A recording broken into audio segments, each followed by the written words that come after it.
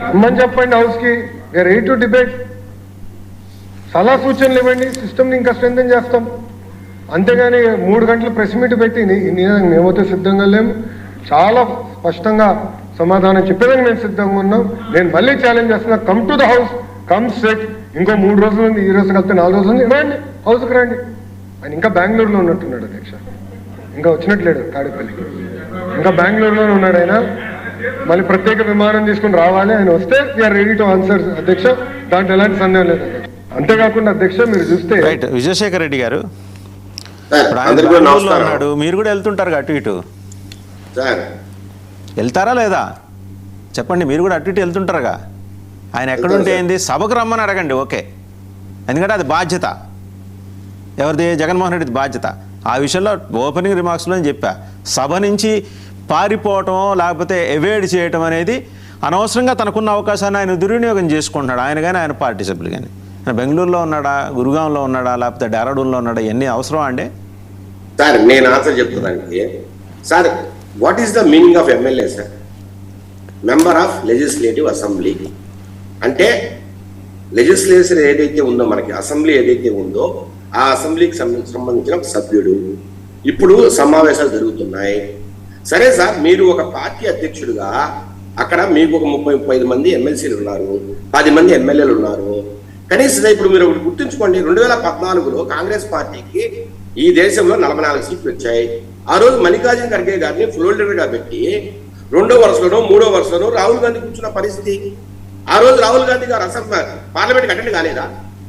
లేదంటే ఢిల్లీలో కూర్చొని వాళ్ళకు ఏవైతే అవసరమో, ఎట్లాంటి వ్యూహాల పన్నాల్లో ఏ రకంగా మాట్లాడాలో అవన్నీ మాట్లాడలేదా? సిడబ్ల్యూసీ మీటింగ్లు పెట్టలేదా? ఆ రకంగా ఫ్లోర్ లీడర్ కావచ్చు, లేదంటే రకరకాల senior members of the parliament కావచ్చు, వాళ్ళ పార్టీలో వాళ్ళందరికీ దిశానిర్దేశం చేయలేదా?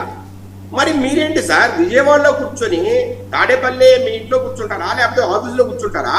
కూర్చొని ఎమ్మెల్యేలకు కావచ్చు, ఎమ్మెల్సీలకు కావచ్చు, ఆ రోజు ఏం మాట్లాడుతున్నారు, ఎట్లా మనం రేపు ముందుకెళ్లాలా, మన విధి విధానాలేంటి, మనం చేస్తున్న తప్పులేంటి, ఒప్పులేంటి, తర్వాత దీన్ని ఎలా ముందుకు తీసుకెళ్లాలని కూర్చొని మాట్లాడాల్సిన వ్యక్తి బెంగళూరులో కూర్చోవడం ఏంటి సార్? మీకు ఓట్లేసింది ఎందుకు పులివెందుల ప్రజలు? మేము ఎమ్మెల్యే ఏంటి సార్? అసెంబ్లీకి వెళ్ళాలి, ప్రజా చట్టాల రూపకల్పనలో మీరు పాల్పంచుకోవాలి, బడ్జెట్లో పాల్పంచుకోవాలి, ప్రభుత్వం చేస్తున్న తప్పులను ఎత్తి చూపాలి, రకరకాలుగా మీ కాన్స్టిట్యూన్స్ లో కావచ్చు, ఈ రాష్ట్రంలో కావచ్చు, ఎక్కడైనా ఏదైనా సమస్యలు ఉంటే వాటిని అసెంబ్లీ దృష్టికి తెచ్చి వాటి పరిష్కారం అయ్యే విధంగా మీరు ప్రయత్నించాల్సి పోయి, అసలు అసెంబ్లీ అంటే ఎమ్మెల్యే మీనింగే అది. ఎమ్మెల్యే అంటే ఏదో పులివెందుల్లోనో, కడపలోనో, లేదా రాజంపేటలో కూర్చొని మీ ఇష్టానుసారంగా ఎస్ఐల మీద, సిఐల మీద, ఎంఆర్ఓల మీద ఆధిపత్యం చెలాయించడం కాదు సార్ ఎమ్మెల్యే అంటే. MLA doesn't have any executive powers. కానీ ఈ రోజు ఈ మధ్య కాలంలో గత కొన్ని సంవత్సరాలుగా దానికి ఉన్న మీనింగ్ మారిపోతా. కానీ ఎమ్మెల్యే అంటేనే విధి విధానాల రూపకల్పన, చట్టాల రూపకల్పనలో ప్రథమ పాత్ర పోషించాల్సిన వ్యక్తులు. ప్రశ్న అండి విజయశేఖర్ రెడ్డి గారు, ఎమ్మెల్యే డెఫినేషన్ మళ్ళీ మాట్లాడుకుందాం, ఒక సెలవు రోజు మాట్లాడుకుందాం. నేను ఇప్పుడు అనేది ఏంటంటే, డిఎస్సిలో అక్రమాలు జరిగాయి అనేది వాళ్ళ అభియోగం. వాళ్ళు అన్నది మొత్తం 16,000 మంది పోస్టులు అట్లా జరిగాయని అంటల్లా. కొన్ని స్పెసిఫిక్ స్పోర్ట్స్ కోటాకి సంబంధించి నిన్న గౌరవ మంత్రి మాట్లాడితే ఏమన్నారు, పివి సింధుకు కూడా ఇచ్చాం. పివి సింధు ఇస్ డిఫరెంట్, ఆమె ప్రభుత్వానికి ఆ డిస్క్రిప్షన్ ఉంటుంది. కానీ ఇక్కడ డిఎస్సికి ఆమెమి త్రూ డిఎస్సి రిక్రూట్ కాలేదు కదా. ప్రభుత్వానికి ఉన్న ఒక విశేష విచక్షణ ద్వారా ఆమెకి తప్పేం లేదు. స్పోర్ట్స్లో వాళ్ళ రికార్డ్స్ సాధించిన వాళ్ళకి ఇంతకుముందు అన్ని ప్రభుత్వాలు ఇచ్చినాయి. సో దాన్ని పూర్తిగా మనం స్వాగతించాలి.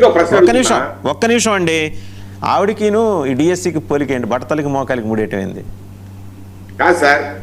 ఇప్పుడు పివి సింధు గారిని ఏ కోటలో తీసుకున్నారు సార్? స్పోర్ట్స్ కోటాలనే కదా. డిఎస్సికి అప్లై చేశారు ఆవిడ? మీకు కాదు, ఏ కోటాల సార్, ఏ పోస్టులే తీసుకున్నా, అది గ్రూప్ 1 కానీ గ్రూప్ 2 కానీ ఏ పోస్టులే తీసుకున్నా ఆమె స్పోర్ట్స్ నాట్ ద అప్లికెంట్ అండి. ఫస్ట్ ఆఫ్ ఆల్ నేను చెప్తున్నాను, ప్రభుత్వం తనకున్న విశేష విచక్షణ ద్వారా ఆమెకి ఇచ్చారు, తప్పేం లేదు, అందరూ స్వాగతించాలి. ఇక్కడ కూడా మీరు గమనించండి, డిఎస్సికి దానికి సంబంధం లేదంట. నేను సార్, స్పోర్ట్స్ కోటా కింద విధి విధానాల రూపకల్పన ఏప్రిల్ 2025లో, మళ్ళీ చెప్తున్నా, ఏప్రిల్ 2025లో అప్పుడు స్పోర్ట్స్ మినిస్టర్, అంటే ఇప్పుడు కూడా ఆయన స్పోర్ట్స్ మినిస్టర్ అనుకోండి, రాంప్రసాద్ రెడ్డి గారు క్లియర్ కట్ గా ఒక ప్రెస్ మీట్ పెట్టారు. మేము హారిజంటల్ రిజర్వేషన్ 2% నుంచి 3% పెంచుతున్నాం, ఈ మాదిరిగా విధి విధానాలు రూపకల్పన చేశాం, ఈ రకంగా స్పోర్ట్స్ కోటాలో ఇన్ని పోస్టులు ఉన్నాయి, దీన్ని ఇలా ఫిలప్ చేస్తాం, ఈ రకంగా విధి విధానాలు డిఎస్సీ ఎందుకు నేరుగా ఇచ్చేస్తే అయిపోయింది కదా, నేరుగా ఇచ్చేస్తే అయిపోయేది కదండి. డిఎస్సీ ఎందుకు అనవసరం వీళ్ళందరినీ రోడ్ల మీద తీసుకురావడం దేనికి? నేరుగా ఇచ్చేస్తే అయిపోయింది, పీయూసీకి ఇచ్చినట్టు ఇచ్చేస్తే అయిపోయింది. స్పోర్ట్స్ కోటా గురించి మాట్లాడతారు, ఓ పక్క కృష్ణాంజలి గారేమో నవీన్ గురించి మాట్లాడతాడు, ఇంకో పక్క యూనివర్సిటీ గురించి మాట్లాడతాడు. సరే అసలు వైసీపీ వాళ్ళని ఈ రోజు నవీన్ గురించి మాట్లాడటా లేదంటే పేపర్ లీక్లు మాట్లాడటా, వాళ్ళకి కేవలం అడిగేది అసలు సార్ అమిత్ షా గారి దగ్గరికి వెళ్ళి కంప్లైంట్ చేసినా, హైకోర్టుకి వెళ్ళినా వారు స్పోర్ట్స్ కోటా చేశారు ఇది వరకు. అమిత్ షా దగ్గరికి మీరు వెళ్ళారు, మీరు కంప్లైంట్ చేశారు. కానీ ఈ పక్క కృష్ణాంజలి గారేమో ప్రతిపక్ష నాయకుడు ఏం చేయాలి అది మీరు ఏమైనా డిక్టేషన్ ఇస్తారా? ప్రతిపక్ష నాయకుడు ఎవరి దగ్గరికి వెళ్ళి కంప్లైంట్ చేయాలి, మీరు డిక్టేషన్ ఇస్తారా? అది వాళ్ళ డిస్క్రిప్షన్ అండి. వాళ్ళు వెళ్తారు, అమిత్ షా దగ్గరికి పోతారు, మోడీ దగ్గరికి పోతారు, రాష్ట్రపతి దగ్గరికి పోతారు. అసలు వైసీపీ వాళ్ళు మాట్లాడేదే స్పోర్ట్స్ కోటా గురించి, ఇంకెక్కడ మిగతా విషయాల గురించి మాట్లాడతా. కానీ మనం వాళ్ళకి ఎందుకు మీరు అవకాశం ఇచ్చారంటున్నా? నేను అనేది ఏంటంటే విజయశేఖర్ రెడ్డి గారు వాళ్ళకి ఎందుకు మీరు అవకాశం ఇచ్చారు? టీవీసీ ఎందుకు ఇచ్చినట్టు 70 మందికి ఇచ్చేస్తే అయిపోయేది కదా అంటున్నా. నేను అడుగుతున్నా, ఆగస్టు లో ఎగ్జామినేషన్ జరిగింది, అంతకు ముందరే విధి విధానాలు రూపకల్పన చేశారు. హారిజంటల్ రిజర్వేషన్ పర్సెంటేజ్ 3% పెంచడం కానీ, లేదంటే రకరకాల స్పోర్ట్స్ కోటా కింద ఇన్ని జాబులు ఉన్నాయని చెప్పడం కానీ, ఇవన్నీ కూడా జీవోలు ఇచ్చారు సార్. ఆ జీవోలు ఇచ్చిన రోజే మీరు ఎందుకు తిరగబడలేదు? ఆ జీవోలు ఇచ్చిన రోజే మీరు ఎందుకు హైకోర్టుకి వెళ్ళలేదు? ఏ రకంగా అయితే మేము ఈ జాబ్స్ ఫిలప్ చేస్తామని గవర్నమెంట్ చెప్పిందో ఆ రోజు తెలియదా మీకు? ఆ రోజు డిఎస్సీ ఎగ్జామ్ లేదు, స్పోర్ట్స్ కోటా కింద వాళ్ళని నేరుగా తీసుకున్నారనే విషయం మీకు తెలీదా? ఆ రోజు మీరు హైకోర్టు పోవచ్చుగా. ఆ రోజు ఈ మేధావులంతా ఎవరైతే మాట్లాడతారో తప్పు చేసిన గవర్నమెంట్, మీరంతా హైకోర్టుకి వెళ్ళొచ్చుగా, లేదంటే ఆ రోజే ప్రెస్ మీట్లు పెట్టచ్చుగా. ఈ రోజు సంవత్సరం అయిన తర్వాత అందరూ మర్చిపోయారు, మొత్తం అందరూ జాబ్ చేసుకున్నారు, పిల్లలకు పాఠాలు చెప్తున్న స్కూల్ టీచర్లను ఈ రోజు మీరు దొంగగా సంపాదించారు, మీకు సరైన అర్హతలు లేవని ఈ రోజు మాట్లాడడం ఏంటి? ఇది ఏ రకమైన న్యాయం సార్? ఆఖరికి ఎవరైతే జాబ్స్ వచ్చాయో వాళ్ళు రోడ్ల మీద పడి ఈ రోజు వీధుల్లో తిరుగుతూ ఆత్మగౌరవ ర్యాలీలు పెడుతున్నారంటే ఈ ప్రజాస్వామ్యాన్ని మనం ఎక్కడ తీసుకెళ్తున్నాం? ప్రభుత్వం ఏదైనా సార్ చెప్పకుండా ఏదైనా చేసిందా? ప్రతిదానికి జీవోలు ఇచ్చింది కదా సార్. స్పోర్ట్స్ కోటా కింద మీరు ఏమైతే మాట్లాడతారో ఈ రోజు విధి విధానాలు కావచ్చు, ప్రొసీజర్స్ కావచ్చు, వాటికి అన్నిటికీ జీవో ఇచ్చిందా? ఆ జీవో ప్రకారమే ఫిలప్ చేసిందా? మరి ఆ మెడల్స్ ఒక్క నిమిషం అండి. అంటే విజయశేఖర్ రెడ్డి గారు వీళ్ళు లేవనెత్తిన అభ్యంతరాలు ఏంటంటే, ఒక మొత్తం 39, 38 దగ్గరగా 40-80 పోస్టుల వరకు అండి అభ్యంతరాలు లేవనెత్తుతూ, ఒకళ్ళు ఏదో సాఫ్ట్ బాల్ అసోసియేషన్ నుంచి సర్టిఫికేట్ తీసుకున్న వాళ్ళకి ఇచ్చారంటున్నారు, ఇంకోళ్ళు ఏంటది ఇంకో అకాడమీ జూడో అని ఇచ్చారు. ఒక నిమిషం ఈ ఇన్స్టిట్యూషన్స్ కున్న ప్రామాణికత ఏంటి అది చెప్పండి చాలు. ఇప్పుడు ఏమన్నా ఇంటర్నేషనల్ లెవెల్ అవి ఎవరు ఆధ్వర్యంలో నడుస్తున్నాయో చెప్పండి, అది కూడా మీరే చెప్పండి, నేను అడగను, మీరే చెప్పండి.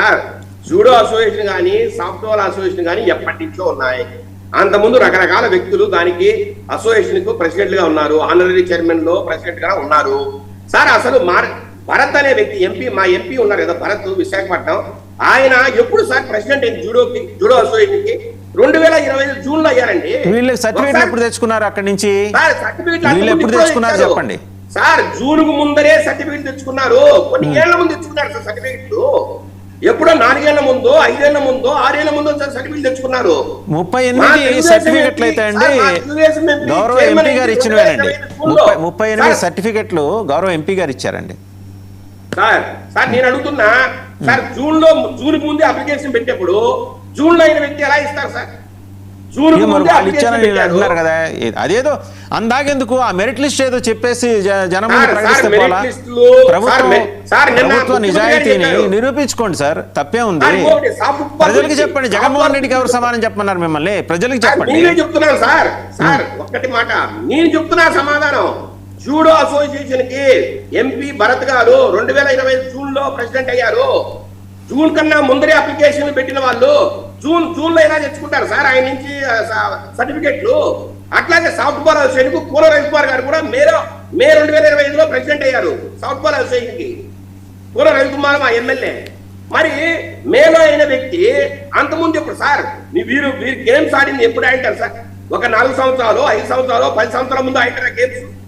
అది నేషనల్ గేమ్స్ కావచ్చు, లేదంటే స్టేట్ గేమ్స్ కావచ్చు, లేదంటే inter college what ever inter university games మరి కావచ్చు. నేషనల్ లెవెల్లో గేమ్స్ సాధించిన ఆయనకి ఎందుకు లేదు గోల్డ్ మెడల్స్? అవి 3 గోల్డ్ మెడల్స్ తెచ్చుకుని ఎందుకు ఇలా? రైట్, మీరు అడిగిన పాయింట్ కరెక్టే సార్. క్లియర్ గా ఆ రోజు శాప్ అధికారులు చెప్పారు. ఆయన కోసం ప్రత్యేకమైన విధి విధానాలు ఏమైనా రూపొందించారా?